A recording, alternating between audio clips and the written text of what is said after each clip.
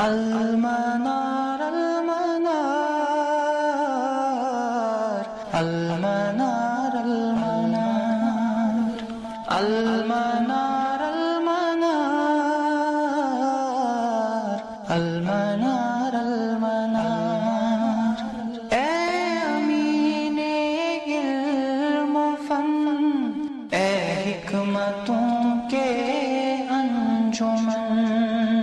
تجھ پہ نازاں ہے چمن تجھ پہ نازاں ہے چمن. الحمدللہ رب العالمین والصلاة والسلام علی خاتم النبیین وعلی آلہ واصحابہ اجمعین اما بعد. قال اللہ تعالی فی القرآن المجید کما ورد فی سورة البقرہ فاعوذ باللہ من الشیطان الرجیم بسم اللہ الرحمن الرحیم وَإِن كُنتُمْ فِي رَيْبٍ مِّمَّا نَزَّلْنَا عَلَىٰ عَبْدِنَا فَأْتُوا بِسُورَةٍ مِّن مِّثْلِهِ وَادْعُوا شُهَدَاءَكُم مِّن دُونِ اللَّهِ إِن كُنتُمْ صَادِقِينَ فَإِن لَّمْ تَفْعَلُوا وَلَن تَفْعَلُوا فَاتَّقُوا النَّارَ الَّتِي وَقُودُهَا النَّاسُ وَالْحِجَارَةُ أُعِدَّتْ لِلْكَافِرِينَ. رب اشرح لي صدري ويسر لي أمري واحلل عقدة من لساني يفقهوا قولي. اللهم أرنا الحق حقا وارزقنا اتباعه وأرنا الباطل باطلا وارزقنا اجتنابه. اللهم وفقنا لما تحب وترضى. ربنا آتنا في الدنيا حسنة وفي الآخرة حسنة وقنا عذاب النار. آمین یا رب العالمین. علوم القرآن کی گزشتہ دروس میں ہم نے منظومۃ الزمزمی کی چھٹی اکت کے مطالعہ کا آغاز کیا تھا، بلکہ پانچویں اکت کے مطالعہ کا آغاز کیا تھا. تو اس کے حوالے سے جیسے کہ گزشتہ مباحث میں نے بار بار اس بات کو دہرایا ہے کہ اس پوری کتاب میں، اس پوری نظم میں ناظم رحمہ اللہ نے بنیادی طور پر امام جلال الدین سیوطی رحمہ اللہ کی کتاب النقایہ کی ترتیب کو ہی اختیار کیا ہے. اور یہ ترتیب اپنے آپ میں بڑی خوبصورت ترتیب اس لیے ہے کیونکہ سارے مباحث یعنی ترتیب وار ہمارے پاس آ رہے ہیں. سب سے پہلے جیسے کہ میں بارہا یہ بات دہرا چکا ہوں کہ وحی کی بنیاد پر ہی شریعت اسلامیہ کی بنیاد ہے. یعنی جب تک آپ وحی کے معاملے کو نہیں سمجھیں گے، بلکہ ہم یہ کہیں گے کہ شریعت میں جو علم کے سب سے معتبر ترین ذرائع ہیں ان کے بارے میں صحیح طور پر آپ نہیں سمجھیں گے، تب تک آگے بڑھنا یعنی ممکن نہیں ہے ہمارے لیے. اسی لیے ہم نے دیکھا کہ پہلی اکت میں ناظم رحمہ اللہ نے وحی کے حوالے سے جو مختلف مباحث ہیں اس کا تذکرہ کیا. اس کے بعد رسول اللہ صلی اللہ علیہ وسلم پر قرآن نازل ہوا، اب آپ کی ذمہ داری تھی لوگوں کو پہنچانا. اسی لیے دوسری اکت میں وہ مباحث آئے جن کا تعلق قرآن پاک کی قراءت اور قرآن پاک کی تبلیغ کے حوالے سے تھا. اس کے بعد آپ تک بات پہنچی ہے، اب آپ اس کو پڑھنے پر قادر ہوں، اسی لیے وہ مباحث ان کا تذکرہ کیا گیا جن کا تعلق قرآن پاک کی ادائیگی کے ساتھ ہے، یعنی ما یرجو الی الادا ناظم رحمہ اللہ نے عنوان قائم فرمایا. اب آپ قرآن کو پڑھنے پر قادر ہو گئے تو اس کے بعد اب اس کو سمجھنا لازم ہے. تو جملوں کو سمجھنے سے پہلے شارع کی مراد کو انسان تبھی سمجھ پائے گا جب الفاظ کی تفہیم کے وسائل آپ کے پاس موجود ہوں. اسی لیے اس کے بعد جو عنوان قائم فرمایا گیا ما یرجو الی الالفاظ، چوتھی اکت کا عنوان. اس کے بعد پانچویں اکت میں الفاظ کو سمجھنے کے بعد شارع کی مراد کو احکام کے استنباط پر قدرت حاصل کرنا یہ اہم ترین مسئلہ ہے. اسی لیے پانچویں اکت کا جو عنوان قائم فرمایا گیا ما یرجو الی المباحث المعانی المتعلقہ بالاحکام. تو ابھی تک ہم اس اکت میں کچھ اہم مباحث کا تذکرہ کر چکے ہیں جس میں العام والخاص یعنی عام اور خاص کا تذکرہ آیا. اس کے بعد یعنی عام کی کون کون سی قسمیں ہیں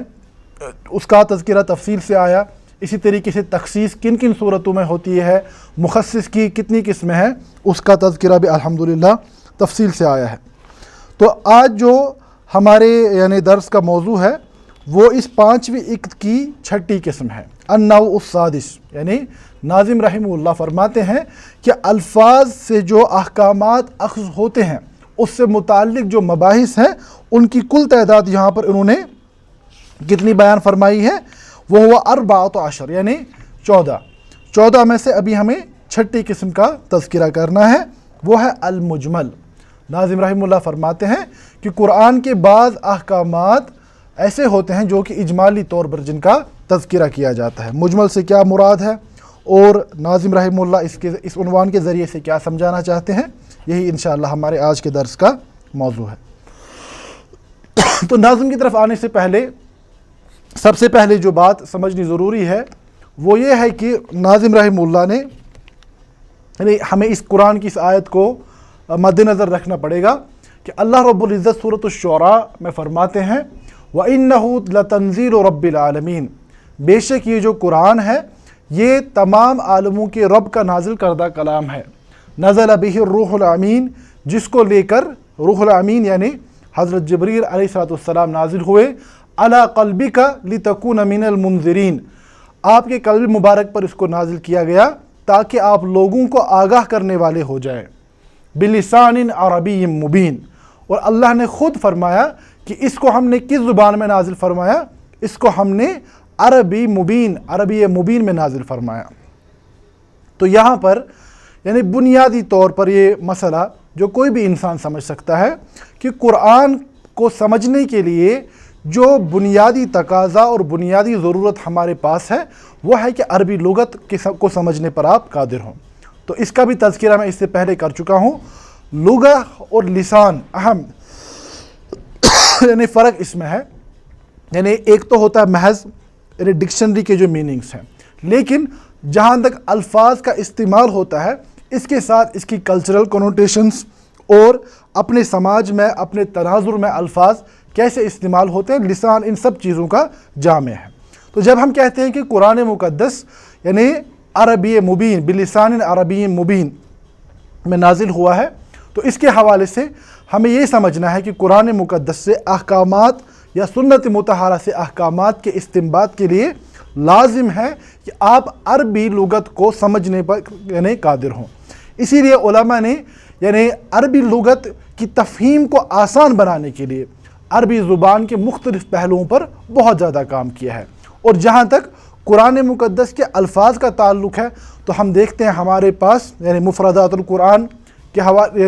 کے نام سے متعدد کتابیں ہمارے پاس موجود ہیں جن کی خاص عنایت خاص موضوع بحث کیا ہے، قرآن پاک کی الفاظ کی تفہیم ان کا سب سے بڑا مقصد ہوتا ہے۔ تو ایک تقاضا جو قرآن کی آیت سے خود واضح ہو رہا ہے یعنی کہ عربی زبان کو سمجھنا ضروری ہے کیونکہ قرآن عربی زبان میں ہی نازل ہوا ہے۔ اب جو لوگ یعنی بغیر عربی زبان کو سمجھے،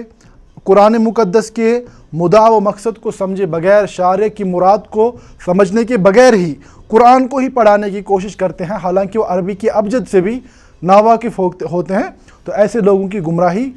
یعنی گمراہ راستے پر ہونا بالکل واضح معاملہ ہے۔ تو جو بات میں ابھی سمجھانا چاہتا ہوں، جو مراد ہے میری، جب ناظم رحمہ اللہ جو مباحث سمجھا رہے ہیں، چاہے مجمل کا تعلق ہے، اس کے بعد مقید مطلق کی بحث آئے گی، یا ہم دیکھیں گے آگے چل کر مفہوم اور منطوق یعنی کی بحث آئے گی، تو یہ سب مباحث انسان تبھی سمجھ پائے گا جب کہ وہ بنیادی طور پر عربی زبان کو سمجھنے کا تقاضا پورا کر رہا ہو۔ تو اب یعنی عربی زبان کے الفاظ کی تفہیم کو آسان بنانے کے لیے علماء کی جو مختلف یعنی تصنیفات ہیں وہ ہمارے پاس معروف ہیں۔ ایک تو یہ بات ہوئی، دوسری اہم بات یہ ہے کہ استقراء النصوص یعنی جو ہمارے پاس قواعد بنتے ہیں، یعنی اصول فقہ میں ہمارے پاس قواعد معروف ہیں، یا علوم القرآن کے جو قواعد ہیں، یہ قواعد بنتے کیسے ہیں؟ کبھی کبھار یہ اشکال ذہنوں میں ہوتا ہے کہ ہم یہ قاعدہ کیوں مانیں، یہ تو انسان کا بنایا ہوا ہے، ہم نہیں مانتے، ہم قرآن حدیث کو براہ راست سمجھیں گے۔ تو بنیادی طور یہ غلط فہمی پر مبنی یعنی ایک معاملہ ہے، کیونکہ ہمیں سمجھنا چاہیے کہ جب علماء کسی قاعدے کا تذکرہ کرتے ہیں، مختلف قواعد جو ہم پڑھتے ہیں، چاہے القواعد الفقہیہ میں آپ نے پڑھے ہیں، یا آپ یعنی علوم القرآن میں پڑھتے ہیں، اصول الفقہ میں پڑھتے ہیں، یہ قاعدہ کب بنتا ہے؟ قاعدہ استقراء النصوص کے بعد بنتا ہے، یعنی علماء نصوص پر نظر دوڑاتے ہیں، اس کے بعد الفاظ کی دلالت پر غور و فکر کرتے ہیں، اور اس کے بعد کوئی قاعدہ بیان کیا جاتا ہے۔ تو اس بنیاد پر جب یعنی نصوص کا استقراء کیا گیا، نصوص کے استقراء کے بعد یہ بات سامنے آتی ہے کہ قرآن مقدس کے بعض الفاظ یعنی ہوتے ہیں واضح الدلالہ، جن کی مراد بالکل واضح ہوتی ہے کہ اس لفظ سے کیا مراد ہے، اور بعض الفاظ ایسے بھی ہوتے ہیں غیر واضح الدلالہ، یعنی جس کی دلالہ واضح نہیں ہوتی یا اس میں احتمالات متعدد ہوتے ہیں. جیسے اس سے پہلے ہم نے مشترک کی بحث کو ہم نے تفصیل سے الحمدللہ پڑھا تھا, مترادف کو پڑھا, الاستعارہ کو پڑھا. وہ سارے کیا تھے, یعنی ہم نے یہ بات اس وقت بھی کہی تھی کہ یہ الفاظ میں معانی کے مختلف احتمال ہونے کی مختلف صورتیں ہیں. اسی طرح ہمیں یہاں بھی سمجھنا ہے, ایک تو ہے کہ عربی زبان آپ نے اب سمجھ لی, اس کے بعد اگر آپ الفاظ کی دلالت کو نہیں سمجھ پائیں گے, اس سے متعلق مباحث کو نہیں سمجھ پائیں گے, تو آپ احکام کے استنباط میں دوبارہ سے غلطی کریں گے. یعنی کبھی لفظ ایسا ہوگا جس کے متعدد معنی ہوں گے, تو جیسے ہم نے مشترک کی بحث کو پڑھا, مترادف کی بحث کو پڑھا,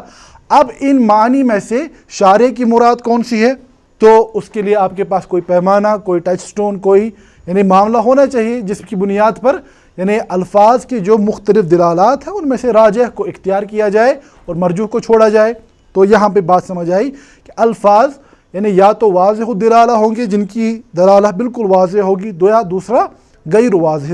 دلالہ الفاظ ہوں گے جن میں آپ کو مزید کچھ یعنی ٹولز درکار ہوں گے. تو اس بحث کو سامنے رکھتے ہوئے ناظم رحمہ اللہ یہاں بنیادی طور ہمیں کیا سمجھا رہے ہیں کہ الفاظ کو جب آپ جوڑیں گے, جب احکامات کا استنباط ہوگا یعنی قرآن کی آیات سے, تو اس وقت آپ کو کن کن مباحث کو سامنے رکھنا پڑے گا. اس میں سے ایک اہم بحث ہے مجمل کی. مجمل سے کیا مراد ہے؟ جیسے کہ ہم کہتے ہیں کہ ہم نے اس چیز کا تذکرہ اجمالاً کیا ہے, یعنی مختصراً اس کا تذکرہ کیا, اس میں تفصیل موجود نہیں ہے. تو یہاں پر یعنی لغوی اعتبار سے مجمل کی کیا تعریف ہے آپ دیکھ سکتے ہیں, اور اس میں کے حوالے سے سورۃ الفرقان کی آیت نمبر 32 اللہ رب العزت فرماتے ہیں وَقَالَ الَّذِينَ كَفَرُوا لَوْلَا نُزِّلَ عَلَيْهِ الْقُرْآنُ جُمْلَةً وَاحِدَةً کہ یہ کفار کیا کہتے ہیں کہ اللہ کے نبی صلی اللہ علیہ وسلم پر یہ قرآن بیک وقت اختصار کے ساتھ کوئی چیز کیوں نازل نہیں ہو رہی ہے. یہ بار بار یعنی 23 سال کے عرصے میں وقفے کے ساتھ قرآن نازل ہو رہا ہے, جملتاً واحدہ ہمیں یعنی جلدی ایک ساتھ بیک وقت ہمیں چاہیے. یعنی یہاں کیا ہوا مراد کہ اجمال میں اختصار مراد ہوتا ہے یعنی لغت کے اعتبار سے. اصطلاح میں ہم کیا کہتے ہیں کہ مجمل سے کیا مراد ہے؟ المجمل ما لم تتضح دلالته, یعنی یہ وہ الفاظ ہیں یا یہ وہ یعنی الفاظ ہیں جن کی دلالت واضح نہیں ہوتی. اس کی کیا مثال ہے, اس کی طرف میں انشاءاللہ آؤں گا. مثال کے طور پر ہم نے اس سے پہلے بھی قروء کے حوالے سے پڑھا تھا, یعنی قرآن میں جو آتا ہے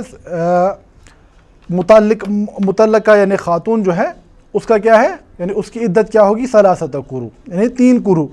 تو قروء کا جو یہ لفظ ہے اس میں حیض کا بھی احتمال ہے, طہر کا بھی احتمال ہے. اسی طریقے سے ہم نے اس کے بارے میں بھی پڑھا تھا, یعنی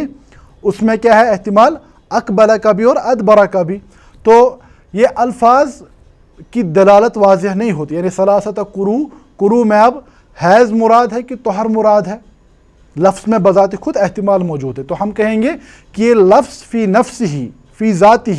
یعنی اس کی دلالت واضح نہیں ہے جب تک کہ خارج سے کسی قرینے کے ذریعے سے یعنی اس کی دلالت واضح نہیں ہوگی. اب یہاں پر ایک سوال پیدا ہو سکتا ہے, حالانکہ اس کا جواب میں اس سے پہلے مترادف اور مشترک کی بحث میں دے چکا ہوں, دوبارہ اختصار کے ساتھ, کہ کیا یہ ممکن ہے کہ نصوص میں یعنی جو قرآن کی آیات ہیں یا شریعت اسلامیہ ہیں اس میں یعنی اجمال ہو سکتا ہے؟ یعنی شارع کی کیا مراد ہے کہ انسانوں کو ہدایت کا راستہ دکھایا جائے, انسانوں کو بتایا جائے صحیح کیا ہے غلط کیا ہے, تو تفصیل کے بدلے اجمال کو کیوں اختیار کیا جائے؟ کیا قرآن اور سنت میں اجمال موجود ہے؟ تو اس میں ہمیں سمجھنا ہے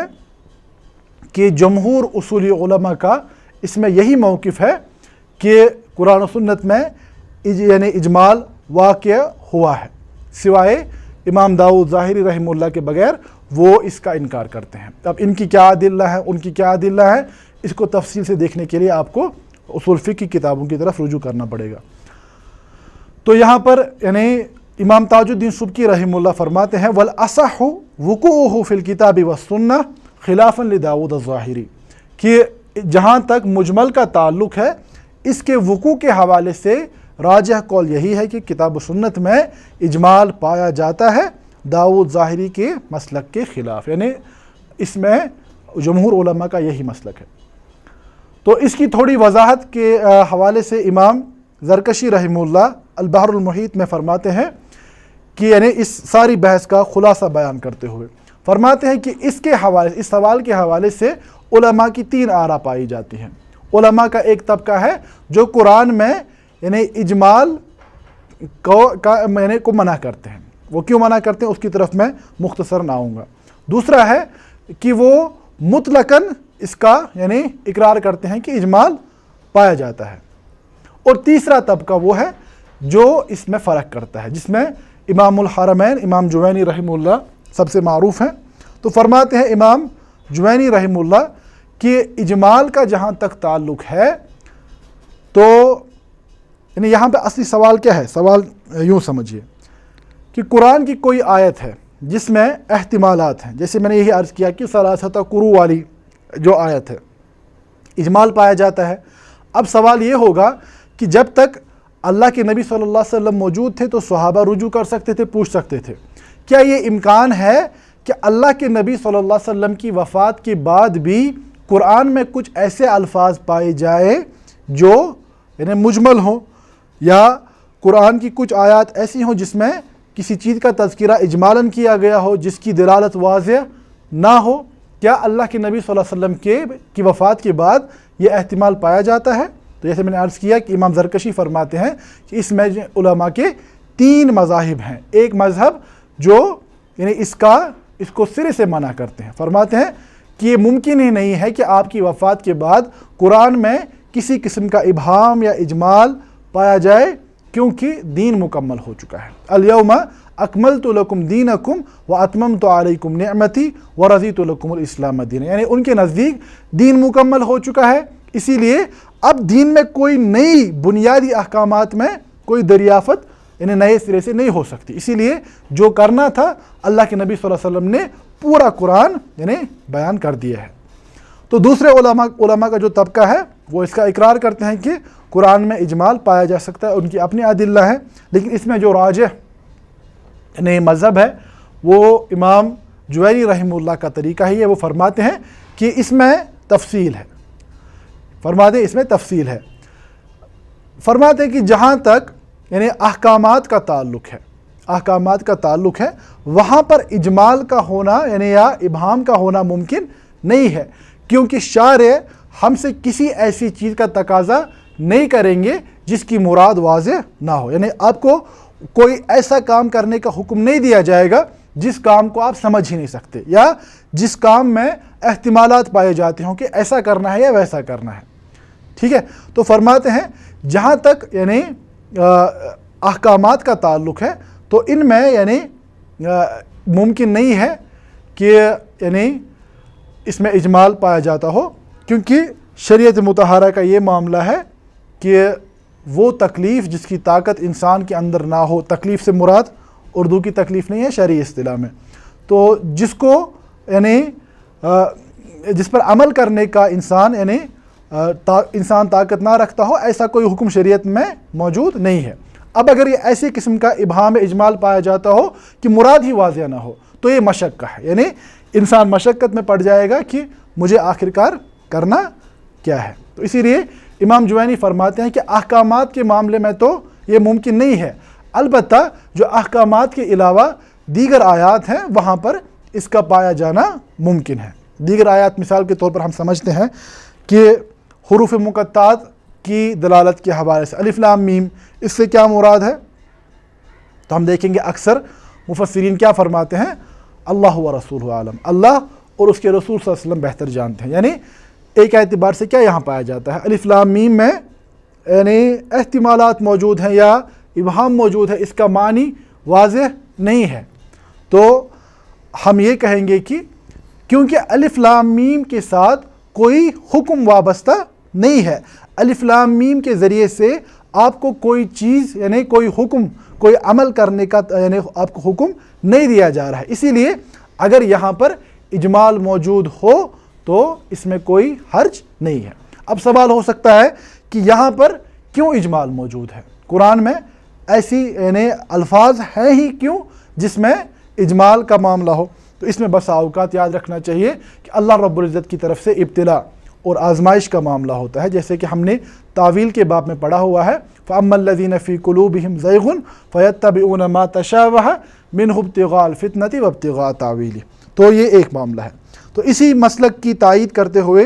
ارشاد الفحول میں امام شوکانی رحمہ اللہ بھی انہی 3 مذاہب کا تذکرہ فرماتے ہیں، یعنی ایک تو یہ ہے کہ ایک علماء کا طبقہ یعنی مطلقاً انکار کرتا ہے اجمال کا، دوسرا طبقہ مطلقاً اقرار کرتا ہے، اور تیسرا طبقہ جس میں یعنی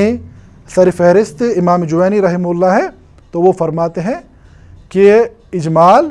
یعنی جو احکامات ہیں وہاں تو نہیں ہو سکتا، اس کے علاوہ دیگر جگہوں پہ ہونا ممکن ہے۔ اب یہاں پر ایک اور بات کا یعنی ذہن میں رکھنا ان آیات کو رکھنا ضروری ہے کہ اللہ کے نبی صلی اللہ علیہ وسلم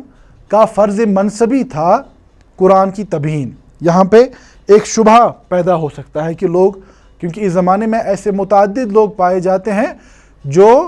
ان یعنی مباحث کا سہارا لے کر قرآن اور شریعت مطہرہ میں چور دروازے کھولنے کی کوشش کرتے ہیں، یعنی وہ کہتے ہیں کہ یہ حکم واضح نہیں، وہ حکم واضح نہیں، یہاں احتمال وہاں احتمال، اسی لیے سارا کچھ چھوڑ دو، ہم نئے سرے سے قرآن کی تشریح کریں گے 1400 سال کے بعد۔ تو یہاں پہ ہمیں سمجھنا ہے کہ اللہ کے نبی صلی اللہ علیہ وسلم کا فرض منصبی تھا،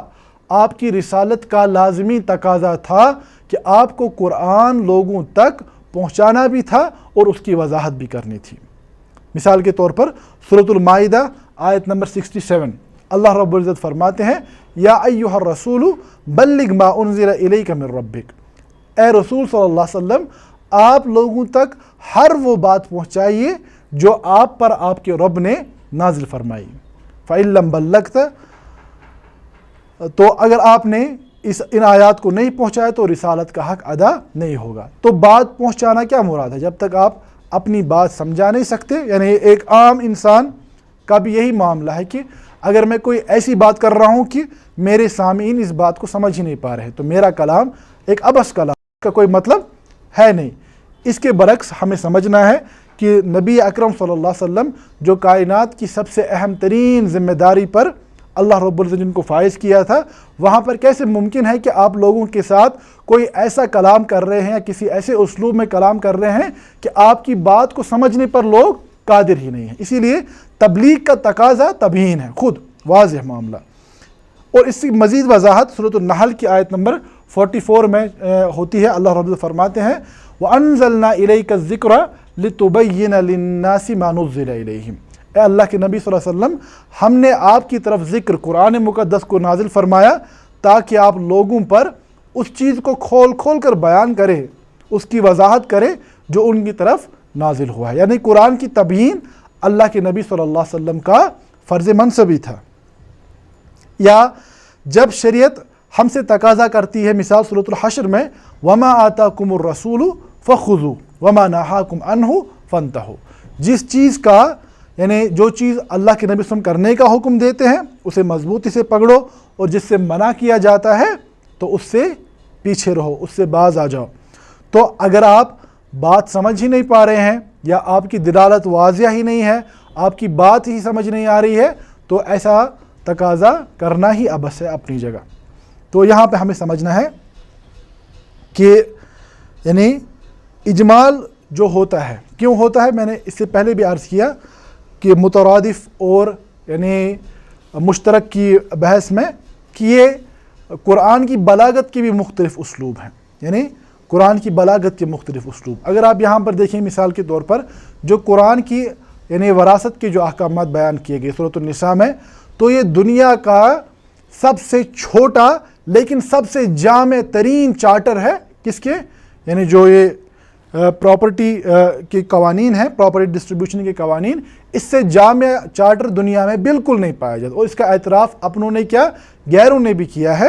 کہ قرآن مقدس نے مختصر ترین اسلوب میں بہت ہی ایک بڑے جامع مسئلے کو بہت ہی منصفانہ انداز میں حل کیا ہے۔ یعنی کبھی ہم دیکھتے ہیں اجمال کی ایک بڑی وجہ یعنی کلام میں فصاحت و بلاغت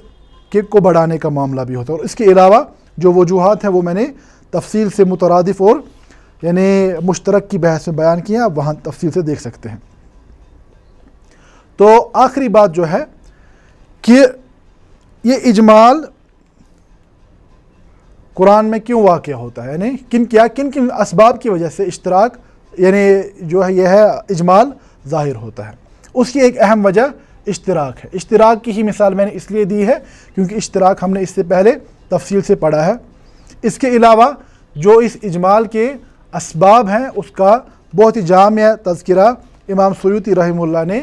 الاتقان فی علوم القرآن میں المجمل کی بحث کے تحت کیا ہے، آپ اس کو وہاں تفصیل سے دیکھ سکتے ہیں۔ اب